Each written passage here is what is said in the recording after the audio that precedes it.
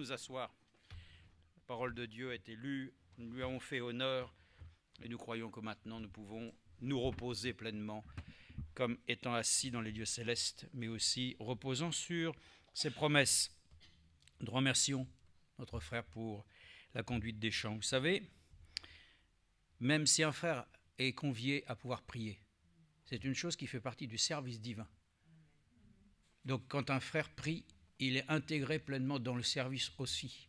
Le frère conduit les cantiques, on prie, on loue, et vous aussi vous êtes intégrés. Donc tout ce que nous faisons ici n'est pas quelque chose qui est ainsi du domaine personnel. Nous le faisons afin que notre Dieu puisse nous bénir.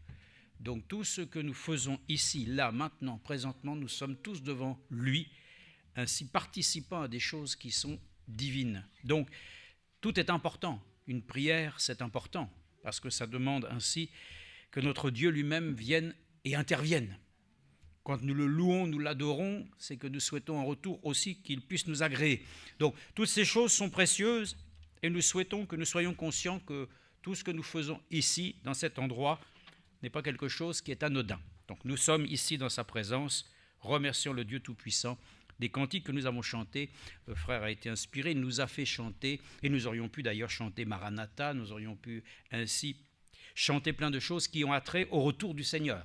Alors nous voulons lire des Écritures qui aussi nous montrent que non seulement le Seigneur vient bientôt, mais il est déjà venu, c'est vrai, il est déjà venu. Il est déjà venu une première fois pour racheter ses enfants.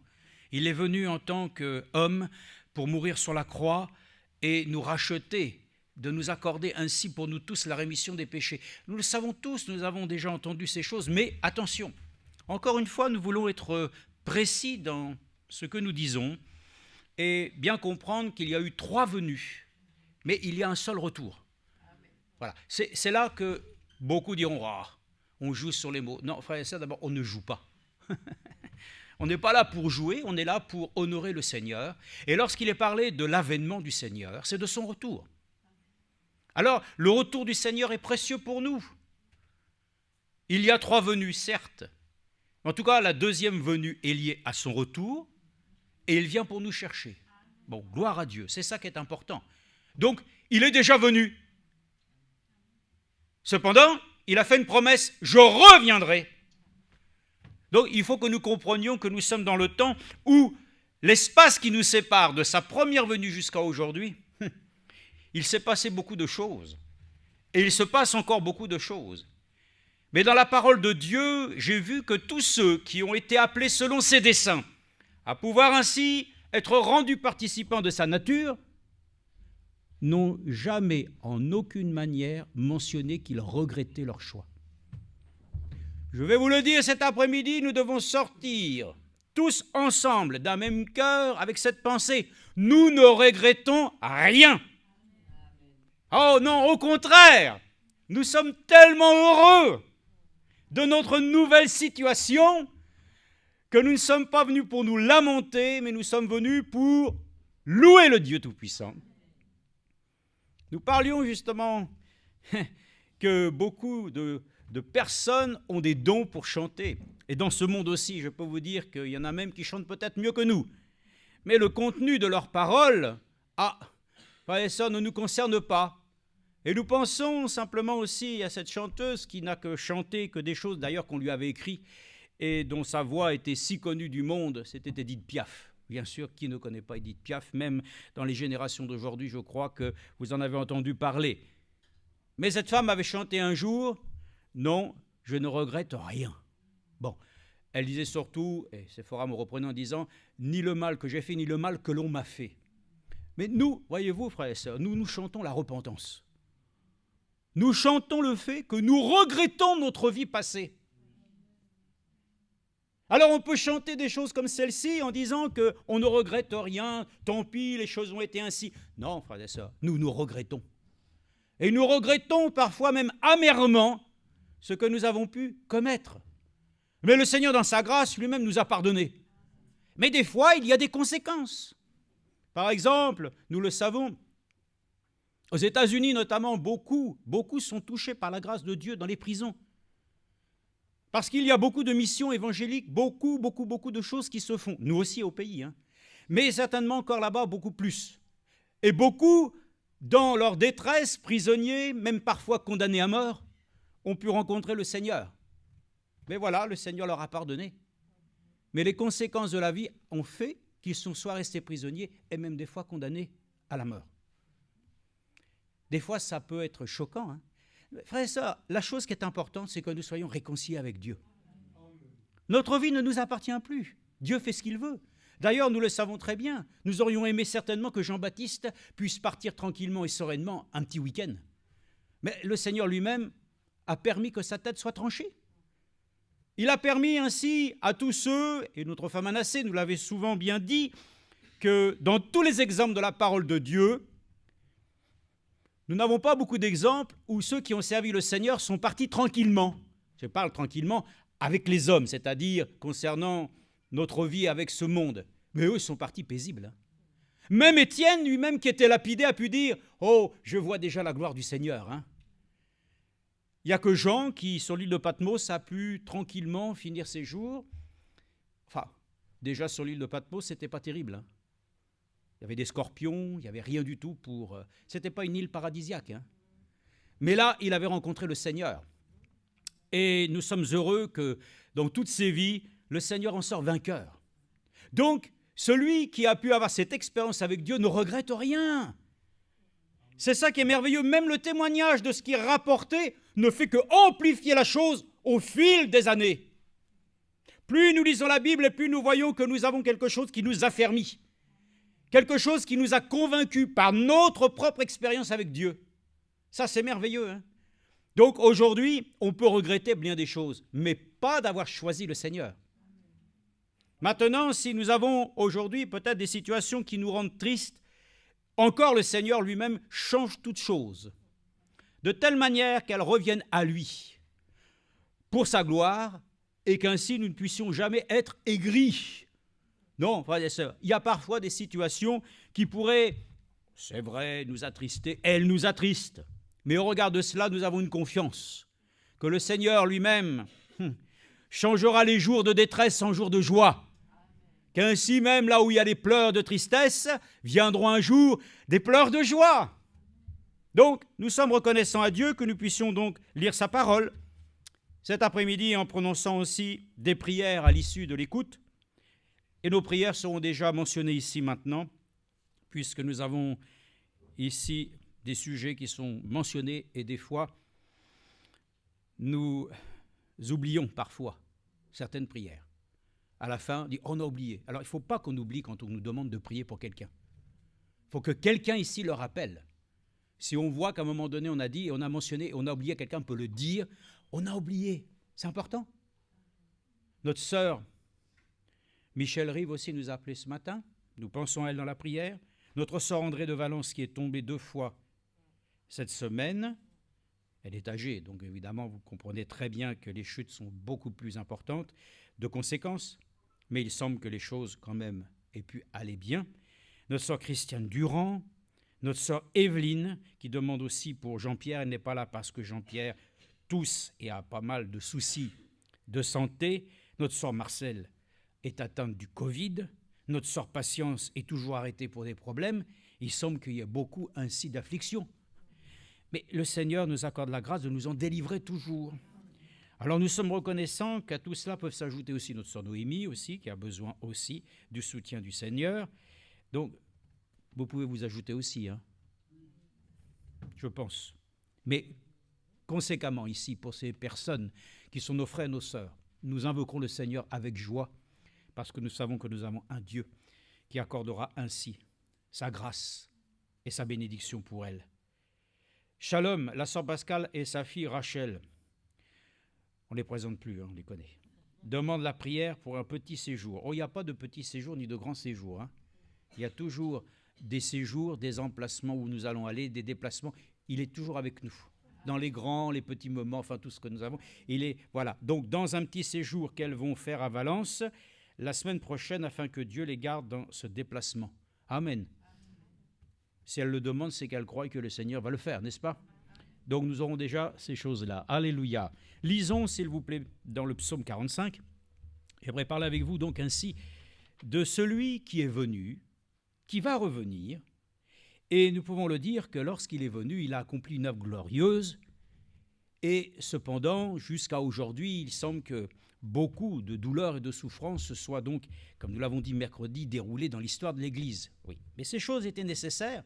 Elles le sont d'ailleurs encore aujourd'hui, pour que le Seigneur lui-même puisse achever ce qu'il a commencé.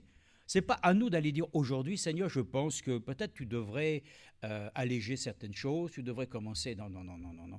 Nous n'avons pas à nous entretenir de cette manière avec le Seigneur. Nous n'avons simplement qu'une prière à lui dire et à lui formuler. Oh Dieu, aide-nous à tenir simplement dans le fait de ce que tu as dit pour nous est le meilleur qui puisse être. Ne mettons pas en doute aucune situation qui puisse arriver ainsi dans notre vie, que Dieu n'en ait le contrôle. Donc, soyons reconnaissants qu'aujourd'hui, il est pour nous le seul qui peut encore compatir. Le grand compatissant Jésus est avec nous aujourd'hui. Alors, ici dans le psaume, oui, j'ai marqué 40, verset 8. Le psaume 40, verset 8. Alors je dis, on va peut-être même le prendre, oui, on va prendre plutôt à partir du verset 6. Tu as multiplié, Éternel, mon Dieu, tes merveilles et tes desseins en notre faveur. Alléluia, ça commence bien. Mais je vous dis, avec le Seigneur, ça finit vraiment aussi très très bien. Vous avez une vie chrétienne qui commence bien, a toute, bien entendu, toute l'opportunité de terminer bien. Si on a mal commencé, c'est compliqué. Mais que Dieu nous aide, après avoir bien commencé, à bien terminer avec lui. C'est le temps, vraiment un temps particulier sur lequel nous implorons la grâce de Dieu. Aide-nous à achever la course d'une manière honorable, selon les lois de Dieu. Ainsi, l'apôtre Paul l'a dit, nous devons courir selon les règles. Les règles de Dieu ont été établies. Croyez en moi. Ayez foi en Dieu. Les règles sont claires. Jusqu'au bout, notre confiance doit être totale pour lui. Ainsi, il dit lui-même, rien n'est comparable à toi. Je voudrais les redire et les proclamer. Ils sont nombreux pour être comptés. Tu n'as désiré ni sacrifice ni offrande. Ah, nous savons de qui nous parlons, n'est-ce pas, Tu m'as ouvert les oreilles, tu n'as donné ni holocauste, ni sacrifice pour le péché. Alors je dis, voici, je viens avec le rouleau du livre écrit pour moi. Amen.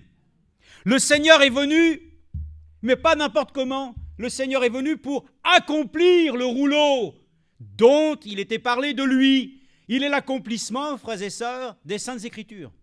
Il est dit, il est l'accomplissement de ce que les prophètes ont dit, de ce que les psaumes ont dit, amen, de tout ce qui était sujet du Messie dans le livre d'Ésaïe, tout s'est accompli. Et lui-même l'a pu le dire, tout est accompli.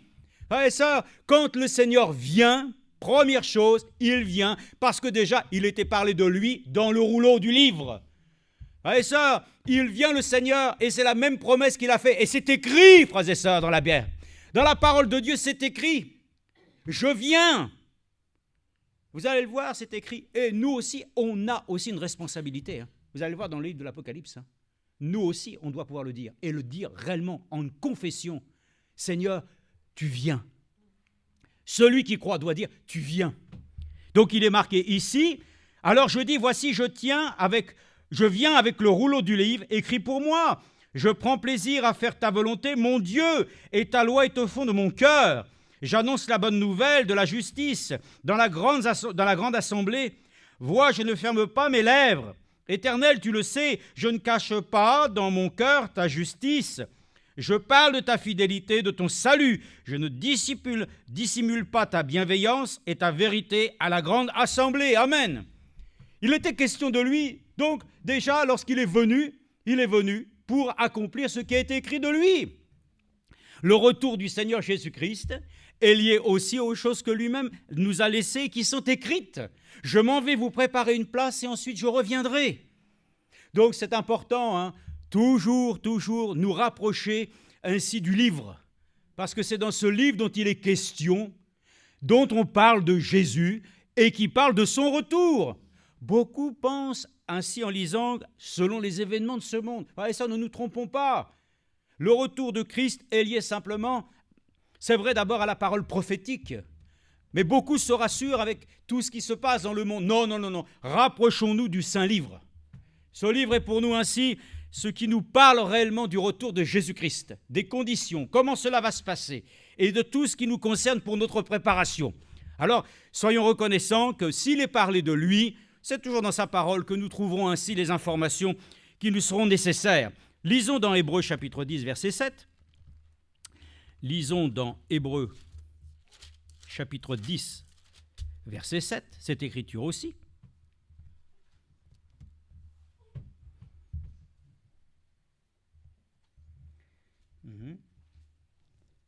On va peut-être lire à partir du verset 5. C'est pourquoi, en entrant dans le monde, le Christ dit « Tu n'as voulu ni sacrifice, ni offrande ». Donc c'est lié déjà à la parole du psaume que nous avons lu.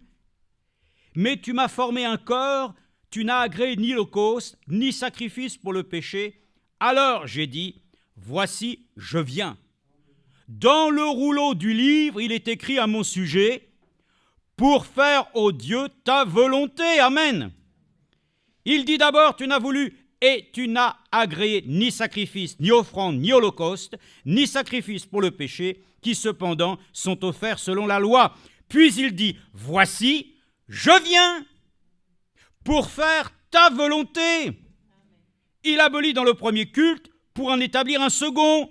Et c'est en vertu de cette volonté que nous sommes sanctifiés par l'offrande du corps de Jésus-Christ une fois pour toutes. Amen. Alléluia. Il vient. Et alors nous lisons ainsi certainement cette écriture que nous pouvons trouver dans, Hébreux chapitre 6 aussi. Hébreux chapitre 6, versets 4 à 8. Lisons ensemble. Regardez.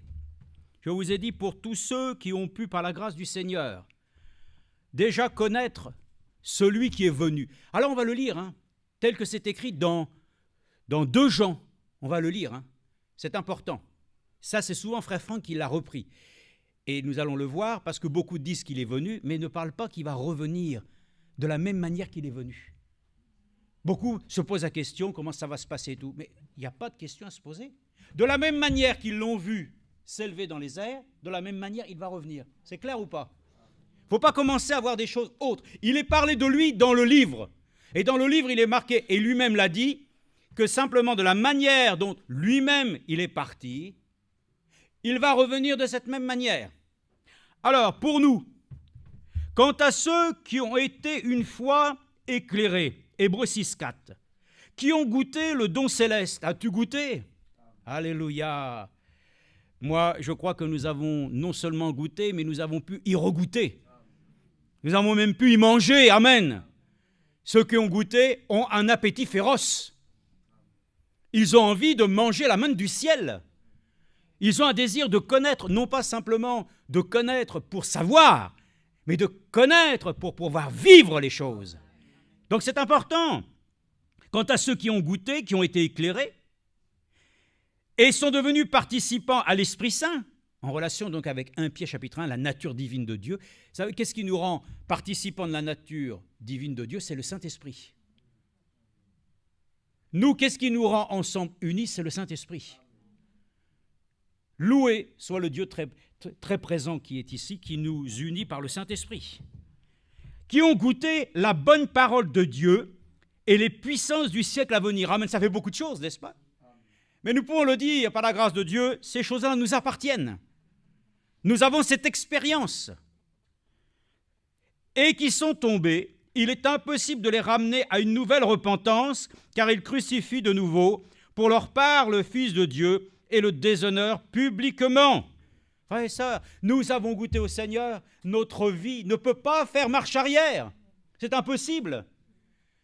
Donc, pour tous ceux qui peut-être aujourd'hui regrettent que certaines situations ne sont pas comme ils l'avaient espéré, il faut qu'ils puissent avoir un abandon entier, total, à celui qui les a appelés à son admirable lumière. Et nous avons goûté à cette fidélité, nous avons goûté ainsi à ce Dieu qui est si particulier. Et rien ne nous porterait à avoir simplement ne serait-ce qu'un regard en arrière. Oh non, ouais, ça, nous ne regardons plus en arrière. Celui qui regarde en arrière n'est pas digne de suivre le Seigneur. Nous devons pointer nos regards, frères et sœurs, voilà, sur le but que le Seigneur a fixé. Non, nous ne pouvons rien regretter. Je vais vous donner des textes, par lesquels ainsi aussi dans l'Ancienne Alliance, même le Seigneur, lorsqu'il a fait ainsi passer le peuple d'Israël par un chemin dévié, lui-même l'a dit, de peur qu'ils ne se détournent de leurs pensées et qu'ils revoient encore les choses du passé. Écoutez, de toute façon, nous pouvons le dire, il y en a deux qui se sont particulièrement attelés à la tâche, Corée et Dathan. Pas de problème. Vous avez vu, c'est vrai, mais vous avez vu. Mais ça, c'est temporaire. Vous avez vu la puissance de Dieu, oui, bon, d'accord, Moïse, c'est vrai. Oui, non, on va pas relativiser, c'est vrai, la mer s'est ouverte en deux. Oui, d'accord, mais écoutez, maintenant, vous en êtes où? Vous êtes au mur. Le même Dieu qui avait ici établi des murs pour qu'ils puissent passer, eux étaient en train de leur montrer que ainsi un autre mur devant eux devait les arrêter. Alors, le souci, retournons en arrière, là en Égypte, là où il y a des oignons, là où on avait quand même de quoi manger. Et ça, vous pensez que Dieu nous a fait sortir du monde, que rien ne nous porte à vouloir y retourner? Oh non, non, non, non, non, non, frère et sœur, quelle joie de dire que tu nous as sortis du monde, que nous n'avons absolument, même on nous dirait n'importe quoi, la science nous dirait, nous avons découvert ceci, nous avons découvert cela, nous avons découvert une exoplanète. Rien ne remplacera l'amour de Jésus-Christ, qui lui-même ne nous a rien promis d'autre qu'une place dans ses palais. Parce que tout ce que les hommes te promettront nécessitera encore des efforts. Tout le monde ne pourra pas y parvenir.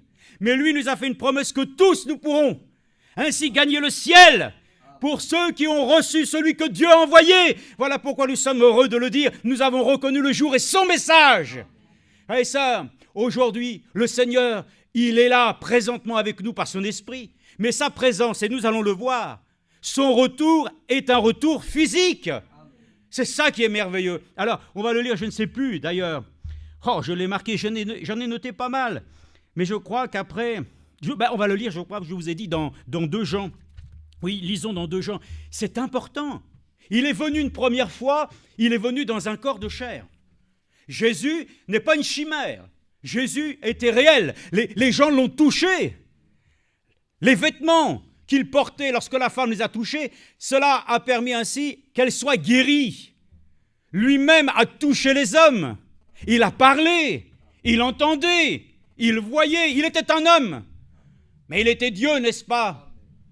Dans son autorité, Dieu lui-même, car Jésus ainsi a été ainsi officialisé, comme il a été dit. Oh, frères et sœurs, dans la montagne de la transfiguration, voici mon fils bien-aimé, en qui j'ai mis toute mon affection, écoutez-le. C'est lui que nous devons écouter. Depuis qu'il est venu jusqu'au retour, c'est lui que nous devons écouter. Alors, il est écrit ici, dans Jean, et là, si vous ne l'avez pas rectifié, vous allez le faire maintenant. Vous allez tout simplement dans 2 Jean. Il est écrit ici, verset 6, Jean, 2e épître, verset 6. Il n'y a qu'un seul chapitre. Et l'amour consiste à marcher selon ses commandements. C'est là le commandement dans lequel vous êtes. Vous devez marcher comme vous l'avez appris dès le commencement. Car dans le monde sont entrés plusieurs séducteurs. Le Fall l'a dit l'autre jour. Nous sommes dans le temps des faux oins. La tromperie, la séduction. Elle a déjà commencé, Le Seigneur est déjà revenu. Très solennellement. Vous devez croire cela. Oh là là. Comme notre bien-aimé frère Franck l'a dit dernièrement, quelqu'un est venu le voir, je me suis dit, mais comment il arrivait à se contenir comme ça? Le frère lui a commencé à lui prêcher les 7 tonnerres, mais le Seigneur est déjà revenu. Et avec la grâce de Dieu, lui a répondu, voilà. Est-ce que tu as déjà vu le Seigneur physiquement? Est-ce que tu l'as déjà... dans toutes ces choses, frères et sœurs, ne nous portent pas à dire que le retour du Seigneur est encore arrivé. Mais il vient, il ne tarde plus. Il vient, il est là simplement dans l'attente de pouvoir faire entrer le dernier. Mais c'est important parce qu'il dit ici qu'il y en a plusieurs qui sont des séducteurs qui sont venus pour essayer de vous dire déjà que le temps de la grâce est achevé. Non, dans ce cas-là, frères et sœurs, mais il faut s'en aller. Hein. C'est plus le temps de la grâce. Donc de toute manière, alors il n'y a plus personne qui peut te sauver. Hein. Puis d'abord, tu as été prédestiné. Frères et sœurs, nous voulons entrer de plein pied dans la pensée de Dieu, dans la sobriété, l'équilibre de toutes choses, pour prêcher le salut par grâce, aujourd'hui encore, afin que les âmes puissent encore être sauvées et que nous, ce que nous savons être l'Église épouse, se préparer à pouvoir l'accueillir. Comment? Écoutez bien. Beaucoup ne confessent pas Jésus-Christ venu dans la chair. Non, l'homme de Dieu a dit, et c'est vrai que c'est même marqué ici, venant en chair. Il est déjà venu, c'est vrai. Mais beaucoup renient aujourd'hui qu'il va venir en chair. Et ça, nous devons l'attendre. Sauf que la première fois, il était comme un homme dans une chair d'homme, mais il reviendra. Et c'est pourquoi nous aussi, nous serons changés pour que nous puissions le côtoyer aussi dans des corps glorifiés. Mais ce sera dans une chair. Ça va être la chair, hein, mais une chair glorifiée. Hein. N'allez pas vous tromper, on ne va pas être des esprits. Et Léon, quand je vais vouloir le prendre, où il est? Eh bien, non, nous aurons des yeux pour voir. La Bible dit même que nous aurons une bouche pour manger. Comme quand il est venu et qu'il a mangé avec Abraham. Oh, il a mangé, oui, de l'agneau et toutes ces choses. Comment ces choses peuvent se passer? Ah, ça, dans le domaine divin, il n'y a rien qui ne nous étonne. Dans toutes ces choses, nous le savons, nous devons confesser, frères et sœurs, que le Seigneur lui-même vient en chair, la parousie. Oui, il vient. Il est vraiment question de lui dans les rouleaux, hein, je vous le dis. Dans la parole de Dieu, il n'est parlé que de Jésus.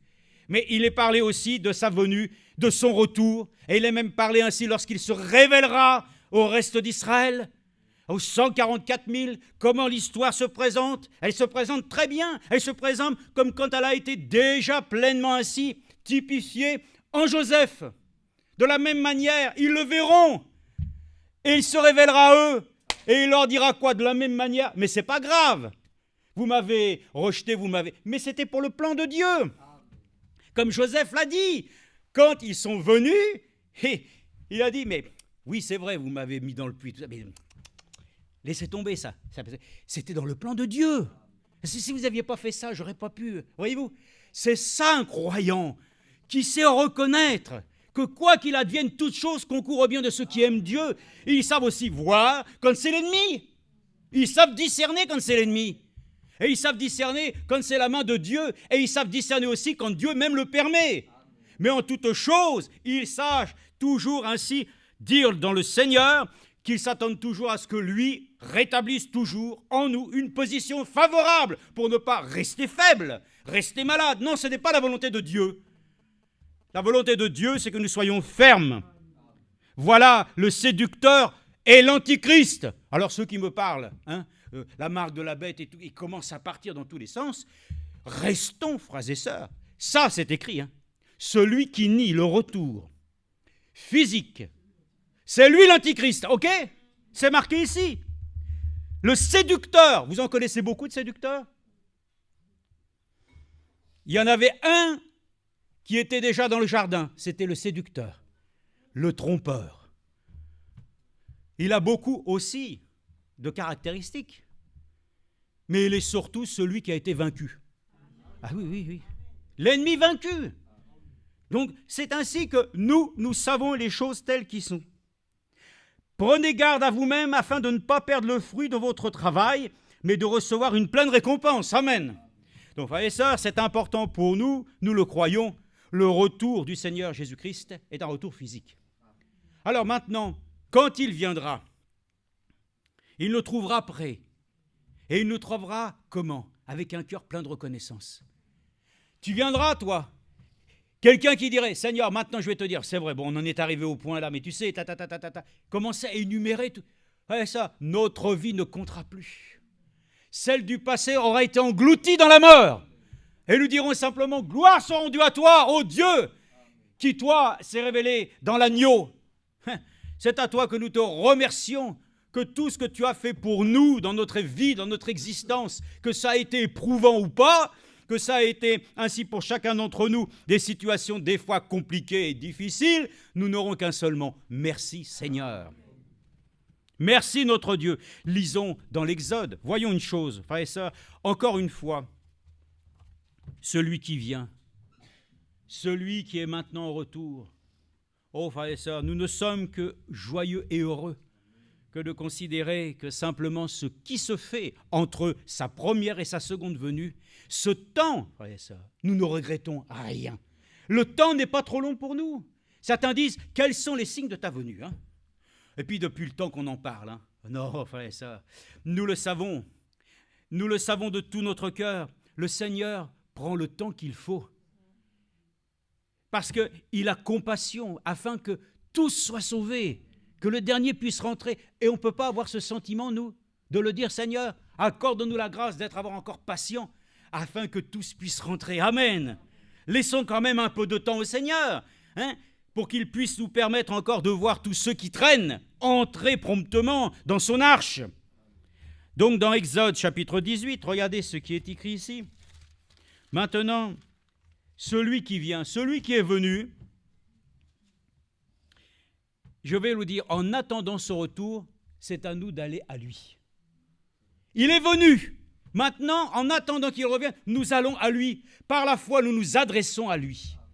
Nous nous laissons conduire par lui. C'est à lui que de toute façon, nos vies reposent. Alors, il est dit ici dans Exode 18, versets 13 et 16, il est dit, le lendemain, Moïse siégea pour juger le peuple. Et le peuple se tint devant Moïse depuis le matin jusqu'au soir. Le beau-père de Moïse vit tout ce qu'il faisait pour le peuple, et il dit, que fais-tu là pour ce peuple? Pourquoi sièges-tu seul? Et tout le peuple se présente-t-il devant toi depuis le matin jusqu'au soir? Moïse répondit à son beau-père, c'est que le peuple vient à moi pour consulter Dieu. Voyez ça, ce qui est merveilleux en ce temps-là, et pour beaucoup encore aujourd'hui, hein, le Seigneur est venu. Et ils ont oublié une chose, c'est qu'il continue toujours à vouloir s'adresser à d'autres hommes.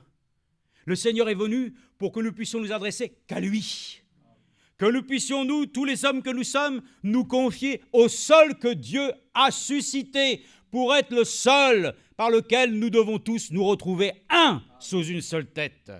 Mais dans ce temps-là, voyez-vous, les gens pensent que toujours Dieu suscite quelqu'un et ils vont inconsidérément au-delà de ce que Dieu permet. C'est-à-dire, Dieu suscite des prophètes, Dieu suscite des hommes de Dieu, mais il demande d'abord que ceux qu'il suscite nous permettent de venir à lui.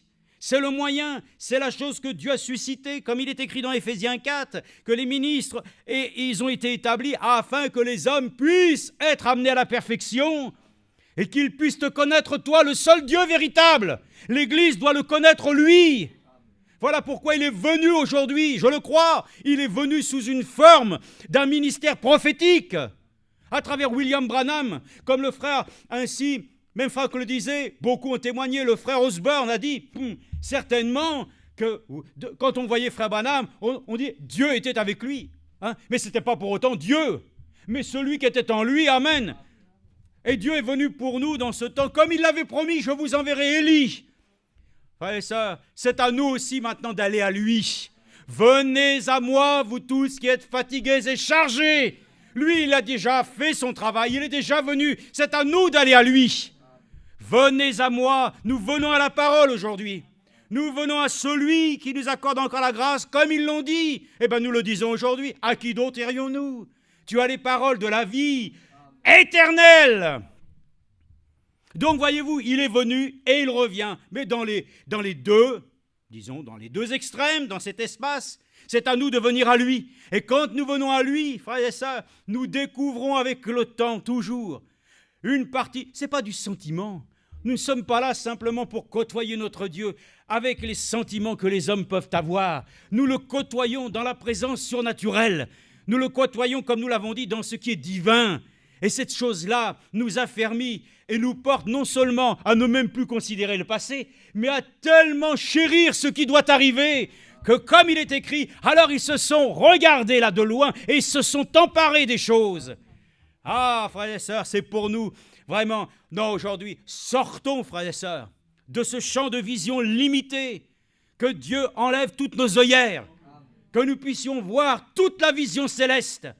Comme ainsi, Élisée a pu le dire. Ainsi, après qu'Élie lui ait dit, maintenant, regarde. Tes ennemis, là, que tu vois, là, tu les vois, voilà. Mais ouvre ton regard, regarde. Oh, l'armée du ciel est bien plus importante, n'est-ce pas, que tout ce que les hommes peuvent tramer. Donc, soyons reconnaissants à Dieu. Aujourd'hui, ce n'est plus devenir simplement un homme. Nous n'avons pas ainsi reçu le ministère du serviteur fidèle et prudent pour aller simplement à lui. Mais nous sommes venus à Jésus-Christ. Et nous sommes venus pour que nous puissions retourner maintenant dans ce ministère à la parole écrite. Alors, beaucoup diront, non, nous on est venus à Frère Branham. Non, nous sommes venus à Dieu par le ministère d'un prophète. Et maintenant, nous sommes revenus aussi pleinement à notre Seigneur Jésus-Christ par la Sainte Écriture, parce qu'il est parlé de lui dans ce livre. Et c'est dans ce livre que nous trouvons pour nous encore toute l'assurance que nous avons de pouvoir ainsi continuer vaillamment notre marche de croyants pour remporter le prix que le Seigneur nous a. Quel prix que nous allons recevoir? Ce n'est pas une voiture, hein? Une belle voiture, un prix, une somme d'argent, 1 million, 2 millions. Non, nous allons recevoir la couronne. Nous allons recevoir ainsi ce que Dieu lui-même nous a promis. Ainsi d'être ainsi à ses côtés, pour devenir ainsi la femme de l'agneau. Oh, que Dieu soit remercié, que nous ayons ainsi une telle assurance en nous. Et on dira, mais sur quoi vous vous appuyez? Sur le socle, sur le roc, la révélation. Nous nous appuyons sur cela et nous n'avons que ça pour cela. Dans Jean, s'il vous plaît, nous lisons aussi dans Jean chapitre 6, dans l'évangile de Jean chapitre 6. Jean chapitre 6, versets 35 à 45. Il est écrit, Jésus leur dit, moi je suis le pain de vie. Bah oui, gloire à Dieu, hein. Celui qui vient à moi n'aura jamais faim et celui qui croit en moi n'aura jamais soif. Mais je vous le dis, vous m'avez vu et vous ne croyez pas. Tout ce que le Père me donne viendra à moi. Gloire à Dieu. Vous avez vu, il est venu. Selon la promesse, il devait venir. Cela avait été prophétisé déjà dans Michée, le rejeton. Et de toi, Bethléem, Ephrata, petite, hein, parmi toutes les grandes, mais de toi naîtra un Messie. Alléluia! Il fallait que Dieu lui-même vienne. Il est venu, il s'est identifié, comme nous l'avons ainsi tant de fois médité. Il est venu habiter dans la chair, corporellement, très bien, il est venu maintenant. Quand il vient, il dit, moi je suis le pain de vie. Celui qui croit en moi n'aura jamais soif. Mais je vous l'ai dit, vous m'avez vu et vous ne croyez pas. Tout ce que le Père me donne viendra à moi et je ne jetterai point dehors celui qui vient à moi. Amen. Alléluia, car je suis descendu du ciel pour faire non ma volonté, mais la volonté de celui qui m'a envoyé. Or, voici la volonté de celui qui m'a envoyé, que je ne perde rien de tout ce qu'il m'a donné, mais que je le ressuscite au dernier jour. Voici en effet la volonté de mon Père, que quiconque voit le Fils et croit en lui ait la vie éternelle, et je le ressusciterai au dernier jour. Amen. Dieu soit remercié. Alléluia. Prenons dans 2 Jean. Non, on l'a lu, Retour de Christ. 2 Jean, nous l'avons lu. Alors, nous allons lire. Regardez. Genèse 45, 20. Genèse 45, 20. Dans l'Ancienne Alliance. Revenons en arrière. Faisons un petit tour vers ce qui était pour nous aussi, et pourtant nous l'avons dit, nous ne voulons plus regarder en arrière. Hein. Cependant, un croyant doit savoir d'où il vient. Moi, je ne considère plus les œuvres du passé, ce sont des œuvres mortes. Mais les œuvres que nous devons produire par l'Esprit sont des œuvres vivantes. Mais les œuvres que nous avons faites avant, ça, c'est terminé. Hein. Mais je sais qu'avant, j'étais un pécheur. Maintenant, je sais que je suis un sauvé. Avant, je sais que j'étais ténèbres. Maintenant, je sais que je suis lumière. Je sais quand même. Je sais d'où je viens. Je sais où je suis né. Je sais où j'ai habité, tout ça. Mais je sais où, un jour, ma vie a basculé. Amen. Donc, nous savons ces choses. Donc, nous savons aussi, frères et sœurs, que l'histoire de notre vie nous parle aussi, pour être reconnaissant, que ce que nous avons connu aujourd'hui, nous n'allons pas le faire, comme les Écritures le disent, que certains même retournent aux choses qu'ils ont vomies. Ça, c'est les chiens qui font comme ça. Mais nous, frères et sœurs, nous n'avons que simplement à considérer ce que nous étions avant, comme pour nous, en fin de compte, un sujet de nous glorifier. Parce qu'avant, nous étions ainsi incapables de pouvoir nous tenir devant la face de Dieu. Mais aujourd'hui, je le dis, comme Paul l'a dit, je me glorifie de mes faiblesses. Glorifions-nous. Mais comment? De ce que nous étions malheureusement incapables de satisfaire quoi que ce soit devant notre Dieu, mais qui nous a rendus capables de pouvoir nous tenir devant sa face aujourd'hui à cause du sang qui témoigne que nous avons été ainsi agréés de Dieu parce que nous avons accepté le sacrifice. Amen. Oh, que Dieu soit remercié. 45-20, il est dit, regardez, le Pharaon, verset 17, dit à Joseph, dis à tes frères, fais ceci, chargez vos bêtes, partez, allez au pays de Canaan, prenez votre père et vos familles et venez auprès de moi, je vous donnerai ce qu'il y a de bon au pays d'Égypte et vous mangerez les meilleurs produits du pays. Amen. Regardez, en ce temps-là, il y avait ainsi la sécheresse, il y avait la famine, mais Joseph lui-même, dans ce plan de Dieu, puisque de toute façon, regardez, dans le temps ensuite, Joseph, le Pharaon d'après ne le connaissait pas. Mais pour un temps, c'est pour ça que Dieu est merveilleux. Il sait ce qu'il fait. Mais il dit comme cela, venez en Égypte, vous allez trouver les choses les meilleures. Ça paraît incroyable parce que nous savons que l'Égypte, c'est le symbole du monde. Mais même, frères et sœurs, nous venons dans ce monde. Mais dans ce monde, le Seigneur prend soin de nous, hein. Mais nous ne sommes pas du monde. Et eux-mêmes qui sont venus en Égypte, ainsi pour pouvoir ainsi être secourus, ce n'était pas pour autant en Égypte qu'ils devaient vivre. Mais Dieu a suscité pour un temps, comme nous l'entendions, que Frère Branham, ainsi pendant un temps, lorsqu'il avait eu les jambes blessées, eh bien, qu'à un moment donné, les frais d'hôpitaux étaient si importants qu'il n'y avait personne pour régler. Mais c'est le Ku Klux Klan qui a payé. Allez m'expliquer. Mais Élie lui-même, il a été nourri par des corbeaux. Et comme par hasard, eux, ils sont habillés tout en noir, comme les corbeaux. Dieu sait ce qu'il fait. Le tout, c'est que nous puissions apprécier d'où nous venons. Et ça, nous allons le lire ici. Un croyant doit être contenté déjà de ce que Dieu lui donne. Nous sommes heureux. Tu nous as déjà donné tout ce dont nous avons besoin. Et le Seigneur le dit, recherchez d'abord le royaume des cieux. Tu fais ça en premier ?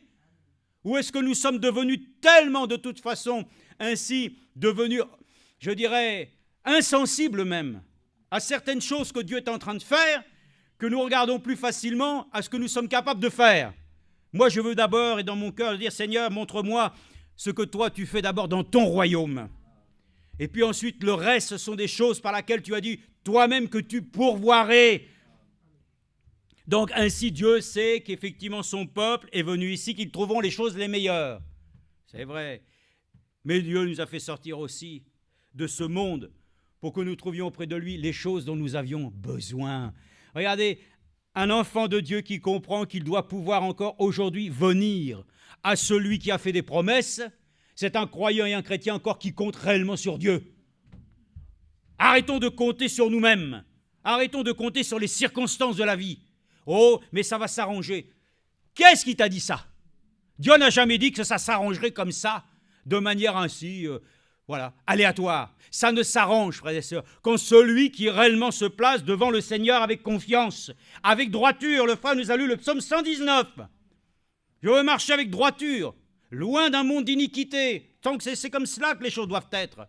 Donc nous devons venir au Seigneur avec confiance et nous le dire, frères et sœurs. Laissons-nous conduire. Lorsque même les situations sont compliquées, il sait nous faire venir dans des situations parfois qui peuvent nous surprendre, mais le Seigneur lui-même nous en délivrera toujours pour que nous ne soyons point ainsi toujours vraiment à la charge des autres. Non, frères et sœurs, Dieu agit toujours d'une manière parfois qui peut nous surprendre, comme je l'ai dit.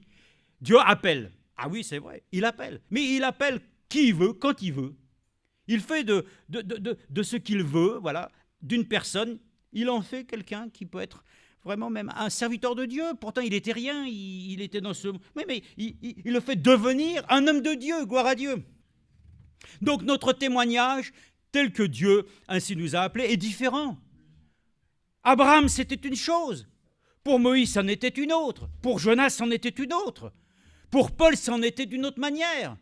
Pour tous. Mais de la manière dont il a fait, nous le savons, c'est par le même esprit.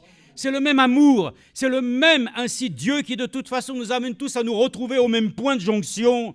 Donc nous sommes heureux et nous ne regrettons rien, même si ma vie ne semble pas... Ah, qu'est-ce que j'aurais aimé mais vis-à-vis de ça et vis-à-vis... Mais ça ne sert à rien de se comparer. Dieu agit en fonction des circonstances, des temps et des moments. Comme Daniel l'a dit, c'est toi qui places les rois, qui les défais. Il faut absolument qu'on soit conscient, ta vie est la meilleure qui puisse être. Le Seigneur t'a appelé dans ces conditions-là. Il dit que vous restiez dans les conditions. Si tu veux, bon, si tu es esclave, que tu veux devenir ainsi ouvrier qualifié, fais-le. Ça, c'est pour les choses du monde. Mais dans la situation que Dieu t'a appelé, tu es heureux, bien heureux. Ouais, ça, n'essayons pas de vouloir être autre chose. Comme nous l'avons entendu bien des fois, comme frère Madame l'a dit, n'essayons pas de devenir nous-mêmes quelqu'un d'important. Laissons le Dieu important devenir en nous l'essentiel. Et le monde verra lui-même que si nous sommes un enfant de Dieu, alors ils y découvriront quoi? La lumière. Ils y découvriront une source de salut. C'est ça que nous devons offrir. Bon, nous allons le voir, et nous allons le voir aussi que dans le domaine même des choses naturelles, nous ne devons rien regretter. Pourtant, je vous ai dit tout à l'heure, moi, je ne regrette rien. Si, ma vie passée, je la regrette. Mais maintenant que je suis dans le Seigneur, moi, alors là, je le dis, je ne regrette rien. Ni réellement le mal qu'on m'a fait. Ah oui, ça, alors là, comment? Par le pardon. Tu peux avoir de l'amertume, tu peux avoir encore des regrets pour celles et parce que tu n'as pas un cœur qui a pardonné. Si notre cœur n'aime pas, il ne pardonne pas, nous allons être déçus. Nous allons commencer à trouver des choses sur lesquelles, bon, c'est dommage, j'aurais pas dû faire... Enfin, ça, votre vie, de toute façon, vous ne la referez pas.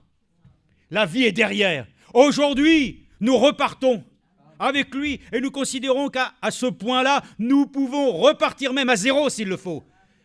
Mais ne vivons pas avec le poids du passé, vivons avec la réalité du moment. Dieu, aujourd'hui, est en capacité encore, frères et sœurs, de pouvoir ravir notre esprit, de l'enrichir pour que nous puissions le dire, dans le fond, Seigneur, je suis heureux comme je suis. Oui, et même toutes les situations, je m'attends à toi. C'est tout. Qu'est-ce que vous voulez qu'on fasse d'autre? Le retour du Seigneur est proche. Croyons ainsi simplement que lui-même va achever ce qu'il a commencé. Est-ce que nous ne sommes pas capables de le faire? Alors nous pourrions nous dire, oui, mais tu vois, si c'était comme ça, si je pouvais... Tu ne pourras pas le refaire, soyons clairs. Ne dites pas si c'était à refaire. Non, ça ne sera pas possible.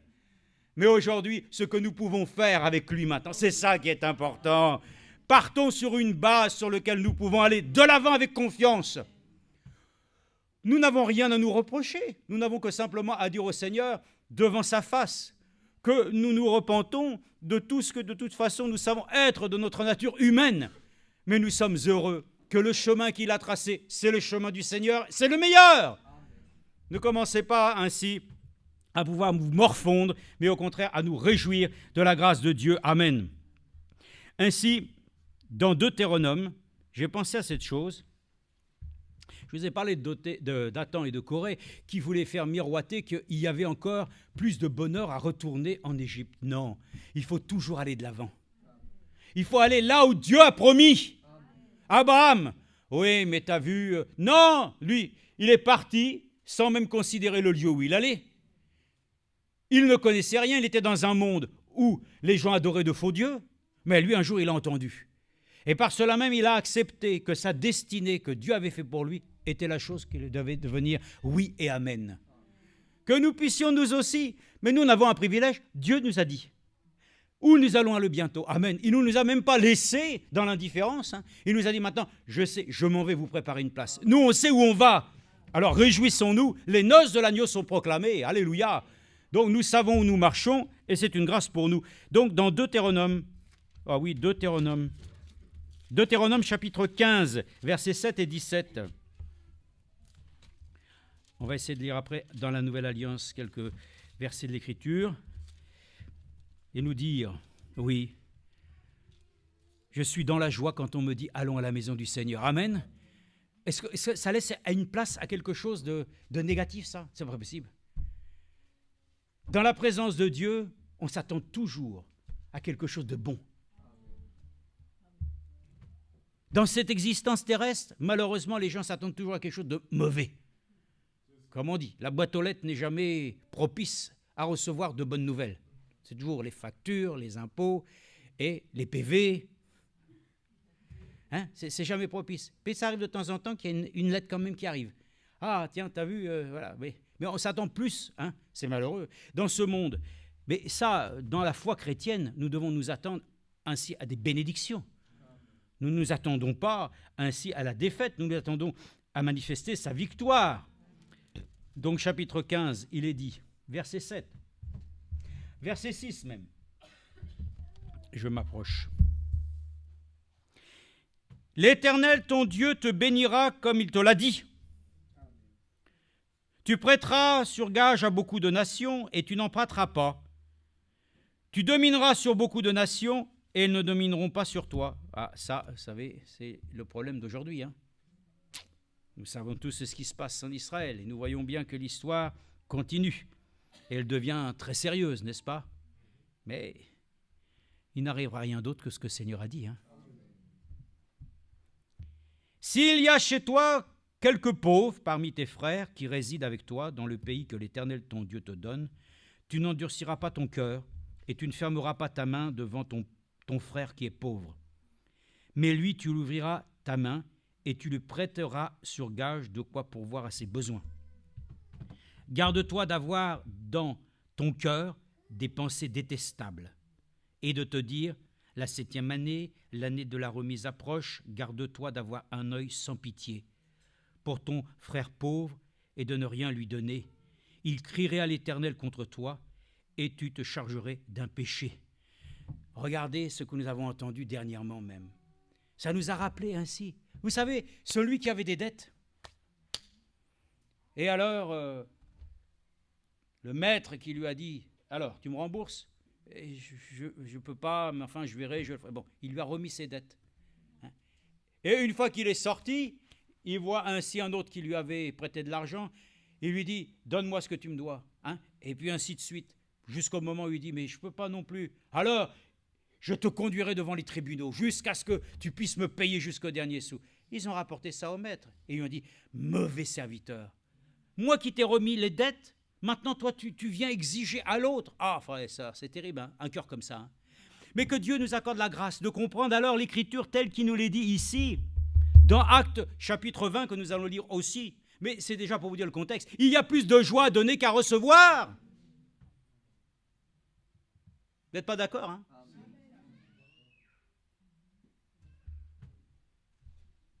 Verset 10, fais-lui un don et que ton cœur ne lui donne pas à regret. Amen, oh là là, voilà. Voyez ça, ne regrettez rien, tout ce que vous avez fait pour le Seigneur. Vous l'avez fait si c'était de tout cœur. Soyez reconnaissants, vous avez permis de soutenir la mission. Amen.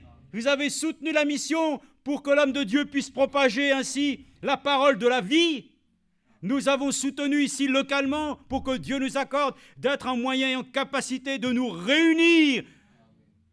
Je n'ai pas de regret, après 23 ans et même plus, d'avoir pu commencer des réunions à la maison, oui, pourtant, il y aurait quoi à dire, hein, avec tout ce qu'on a pu traverser d'histoire et puis tout ça. Hein. Non, frère et sœurs, nous sommes plus que vainqueurs, parce que ce que Dieu lui-même a placé de sa propre main, personne ne peut le détruire. Ainsi, il est dit, alors, oh là là, c'est ce qu'avait dit l'homme religieux. Hein? Mais quand il est dit, alors ce Jésus et puis toutes ces histoires, écoutez, ne prenez pas le risque. En tout cas, une chose est certaine, si ça ne vient pas de Dieu, ça va s'arrêter tout seul. Mais si ça vient de Dieu, vous ne pourrez rien contre cela. Et j'ai compris, frères et sœurs, qu'à travers cela, nous n'y pouvons rien. Mais Dieu lui-même a commencé une œuvre, il l'achèvera. Et je ne regrette rien à travers toutes les années, malgré les situations qui ont pu être. Mais nous sommes toujours là par sa grâce. Et ce que nous avons fait, nous l'avons fait de tout cœur. Et nous sommes heureux de le dire. Nous continuerons ainsi. Donc, frères et sœurs, c'est une image. Si aujourd'hui vous voulez servir le Seigneur, faites-le de tout cœur. Ne regrettez rien de ce que vous faites. Soyez devant le Seigneur entier. Accordez-vous, le Seigneur vient bientôt. De toute façon, nous n'allons rien emporter. Et nous ne faisons aucun appel d'argent. Nous ne faisons absolument rien de tout ça. Chacun étant libre lui-même d'apporter ses dîmes, ses offrandes, sa présence comme bon lui semble.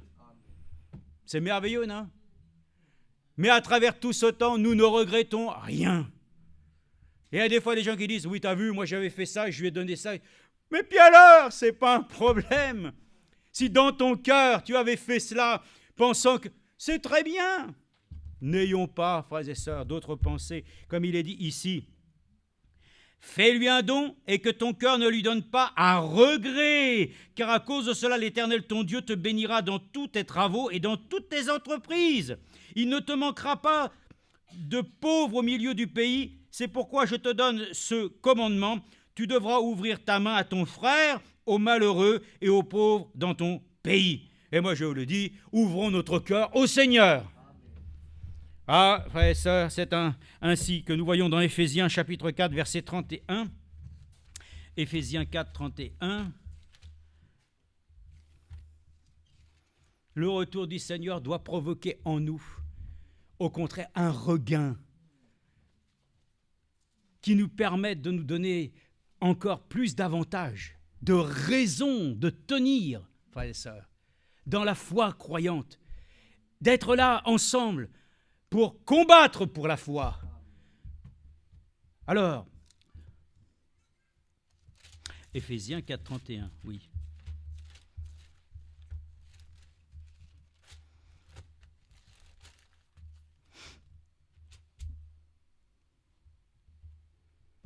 Oui, regardez ça. Verset 30. N'attristez pas le Saint-Esprit de Dieu par lequel vous avez été scellés pour le jour de la rédemption. Amen.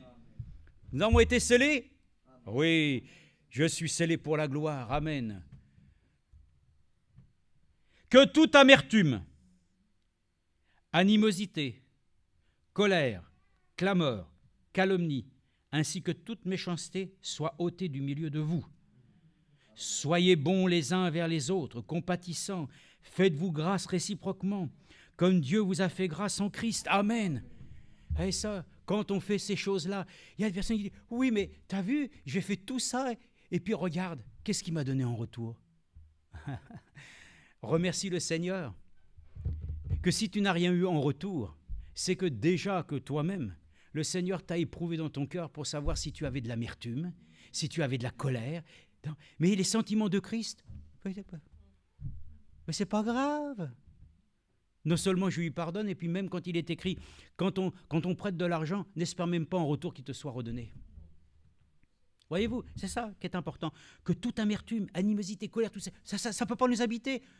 Ce que nous avons pu faire, parce qu'il y a des gens, moi je sais, ah oui, il y a des gens qui ont prêté de l'argent, moi, je connais des enfants de Dieu qui ont prêté de l'argent à d'autres enfants de Dieu et tout. Des histoires et des problèmes. Ouh là là. Quoi qu'il advienne, si la chose... Frère et sœur, c'est pas grave. Ces choses-là ont dû de toute manière concourir à notre bien. Ça ne sert à rien. Ne regrettons pas, frère et sœur. Bon, on pourrait dire, attendez, si par exemple nous avons quelque chose, nous sommes rendus compte qu'on a mal fait, ça c'est avec Dieu.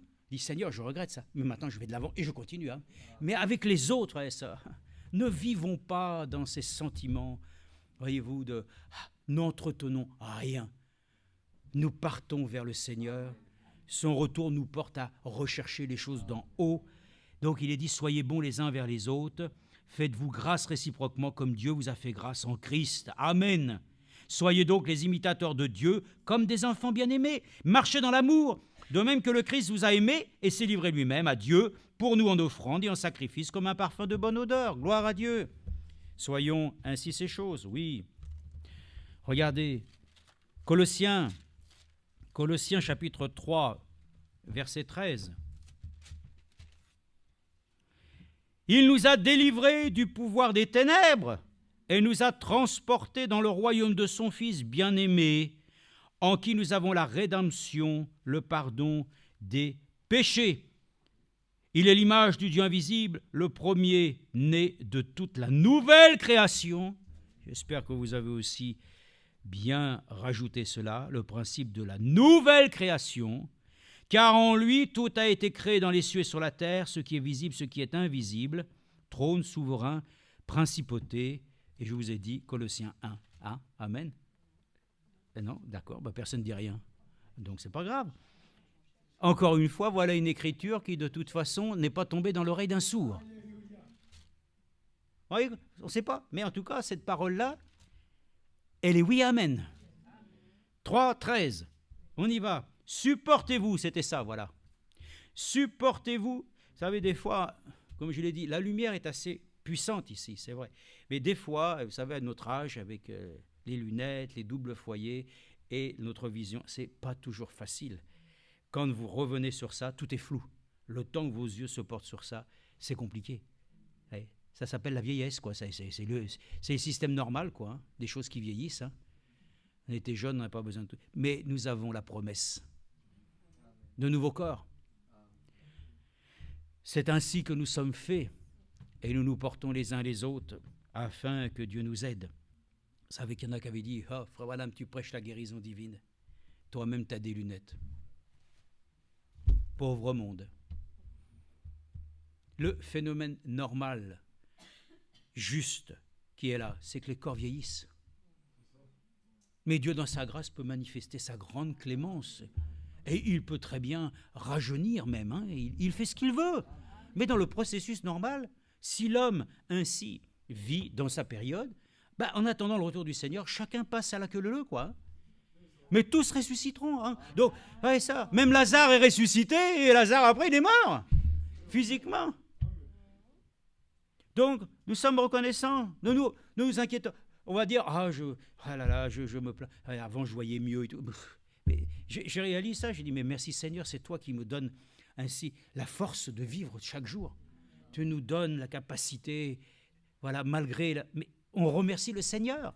On compte sur lui. Alléluia. C'est merveilleux. Alors, il est dit, oui, mince, 3:13, supportez-vous les uns les autres et faites-vous grâce réciproquement. Si quelqu'un a sujet à se plaindre d'un autre, comme le Christ vous a fait grâce, vous aussi faites de même. Mais par-dessus tout, revêtez-vous de l'amour qui est le lien de la perfection. Amen. Que la paix du Christ, à laquelle vous avez été appelés pour former un seul corps, règne dans vos cœurs et soyez reconnaissants. Amen. Soyons reconnaissants.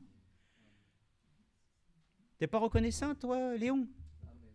Mais tu es reconnaissant de quoi? Tu es jeune, tu as l'avenir devant toi, comme on dit. Non, mais tu es reconnaissant parce que Dieu t'a appelé dans ta jeunesse à pouvoir lui appartenir. C'est merveilleux quand même, non? C'est merveilleux. Nous, on a été appelés un petit peu plus tard. Moi, j'étais appelé, oui, j'avais 25 ans. Bon, toi, tu as encore un peu plus. Mais depuis 25 ans, vous vous rendez compte? J'en ai 64. Ça fait pas mal d'années. Je ne regrette rien. Et je le dis, le Seigneur vient. Et notre espérance, comme les premiers chrétiens, c'est le Seigneur vient. Amen. Et on s'attend à ça. Mais malgré cela, on continue à prendre en compte ce que le Seigneur nous dit, parce que nous savons que nous sommes encore des êtres fragiles. Alors, Seigneur, rappelle-nous tes commandements, tes préceptes, afin que nous recherchions la paix du Christ.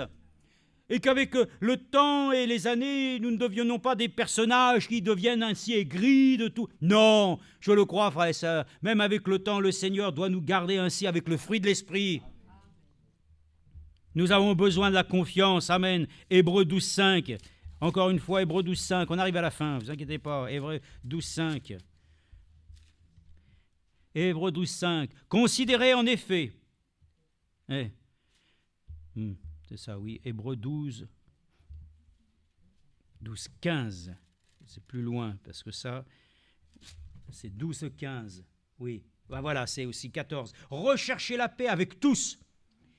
Et la sanctification sans laquelle personne ne verra le Seigneur. Veillez à ce que personne ne se prive de la grâce de Dieu, à ce qu'aucune racine d'amertume ne produise des rejetons et ne cause du trouble et que plusieurs n'en soient infectés. Oh, vous allez dire, mais c'est pire que le virus Covid-19, ça. C'est terrible, ça. Dans le cœur d'un homme, c'est terrible, ça le détruit. Alors, veillez à ce que personne ne se prive de la grâce de Dieu, à ce qu'une racine d'amertume ne produise des rejetons et ne cause du trouble. Amen. Nous ne sommes pas aujourd'hui devant le mur de lamentation. Israël est devant ce mur et à chaque fois qu'ils lisent Moïse, un voile est devant eux. À chaque fois que nous parlons de Jésus, le voile est ôté. Le voile nous accorde la grâce d'entrer ainsi, non pas dans la lamentation, mais dans l'exaltation à Dieu. Nous avons sujet ainsi à avoir des besoins, demandons-le au Seigneur. Si des choses ne vont pas de part et d'autre, implorons la grâce de Dieu. Donnons-nous de nous supporter, de nous... Frères et sœurs, on est encore dans la chair. Nous avons besoin de nous donner confiance en nous agenouillant au Seigneur et de lui demander « Accorde-moi ton bon esprit ». Que nous marchions vraiment en vainqueurs. Amen. Donc ça ne sert à rien. Mais le Seigneur l'a dit, soyez toujours joyeux. Je vous le répète, soyez toujours joyeux dans le Seigneur. Il y a des gens qui ne sont jamais contents. C'est comme ça. Ça va, toi? Bon, d'accord, ok.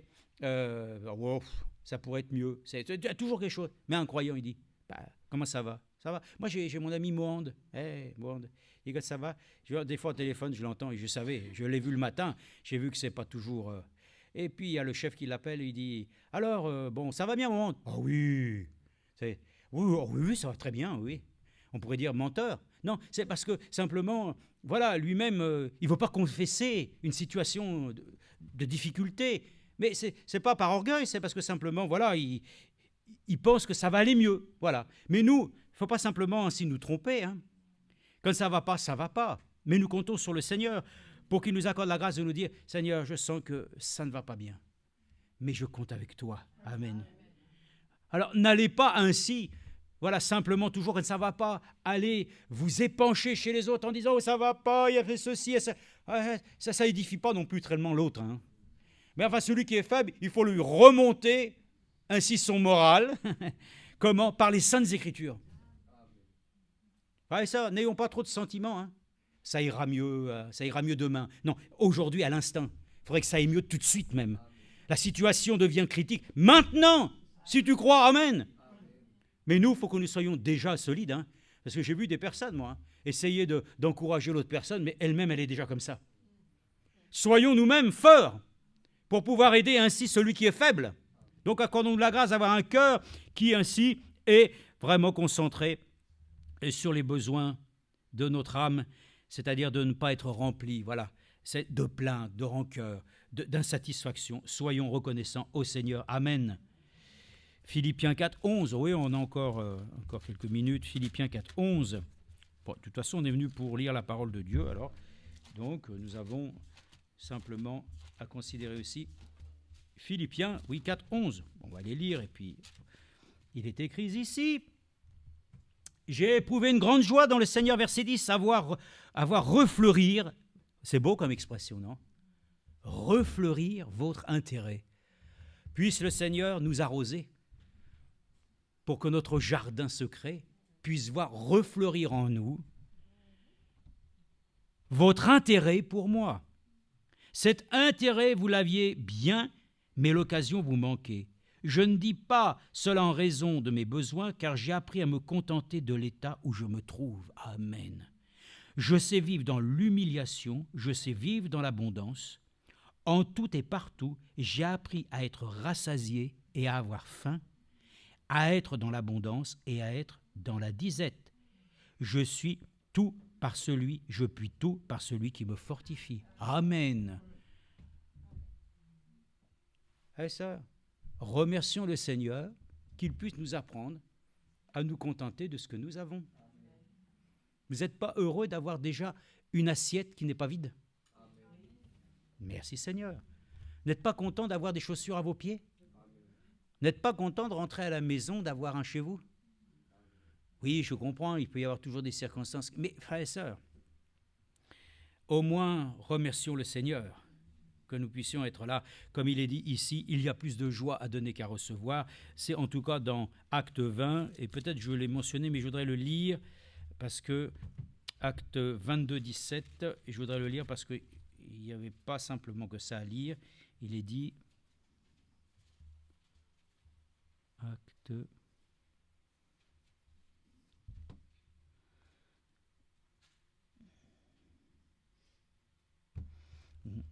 C'est pas celui-là, hein. C'est pas 20, 17, mais bon, vous l'avez cette fois-ci au moins entendu.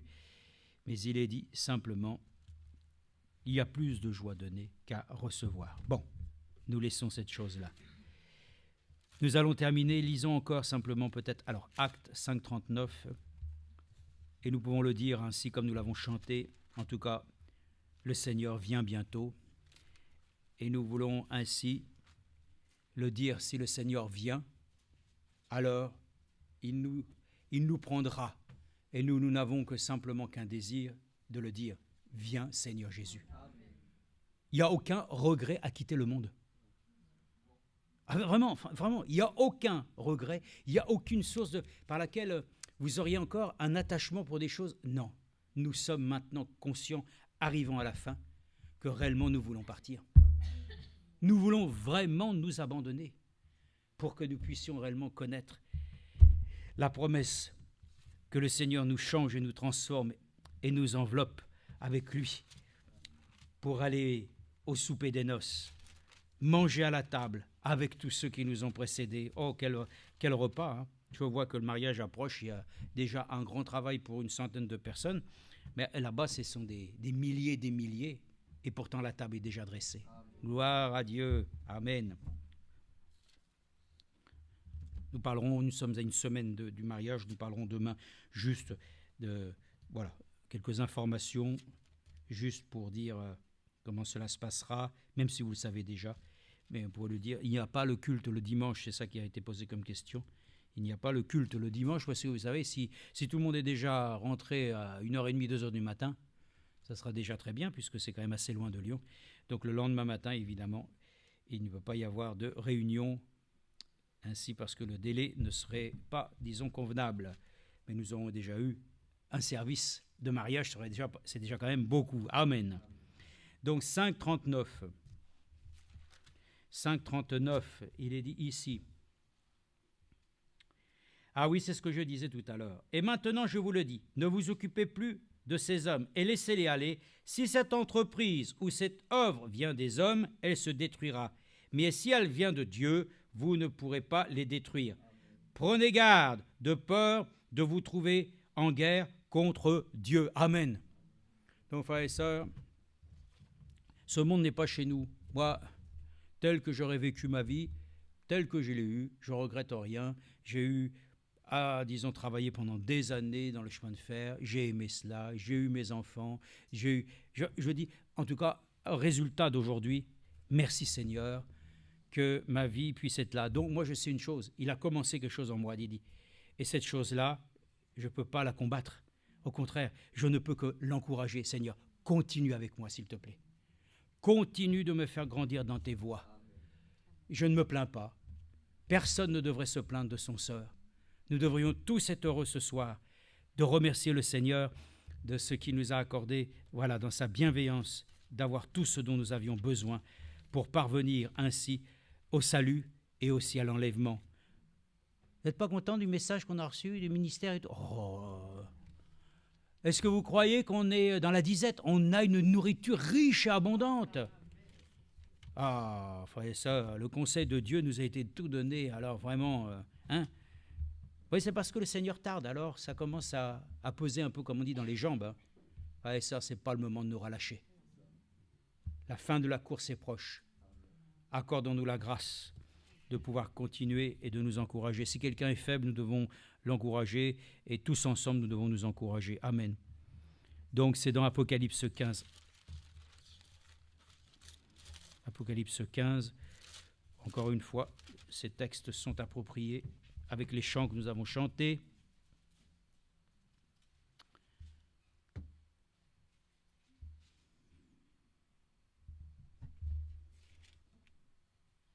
C'est, non, chapitre 15, c'est 16.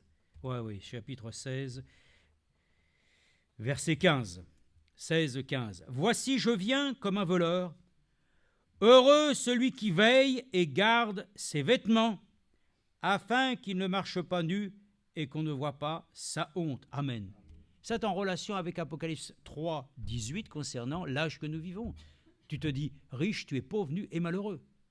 Donc nous sommes heureux. Voici, je viens comme un voleur. Heureux celui qui veille et garde. Donc le Seigneur vient. Et pour cette grâce merveilleuse que le Seigneur nous fait, alors il est dit dans Apocalypse 22, 17, l'Esprit et l'épouse disent « Viens ». Que celui qui entend dise « Viens ». Ben viens Seigneur. Que celui qui a soif vienne. Et que celui qui veut prenne de l'eau et de la vie gratuitement. Amen. Et moi, toute ma vie, quasiment depuis que je suis marié, ça a toujours été à côté de la ville de Vienne. Vienne, Vienne, Vienne, Vienne. C'est comme ça, toute ma vie. Vienne. Et puis là, je dis, Vienne. Qu'ils viennent, amen. Vous dites, c'est une coïncidence. Bon, enfin, pour moi, c'est pas une coïncidence, pour moi. Parce que à chaque fois que j'ai vu ça, il vient bientôt, il vient bientôt. Voilà, ça nous parle. Et l'Esprit et l'épouse disent, viens, que celui qui entend dise, viens, et que celui qui a soif vienne, que celui qui veut prenne de l'eau, de la vie gratuitement. Amen. Ésaïe 55, 1. Gloire à Dieu. Prions.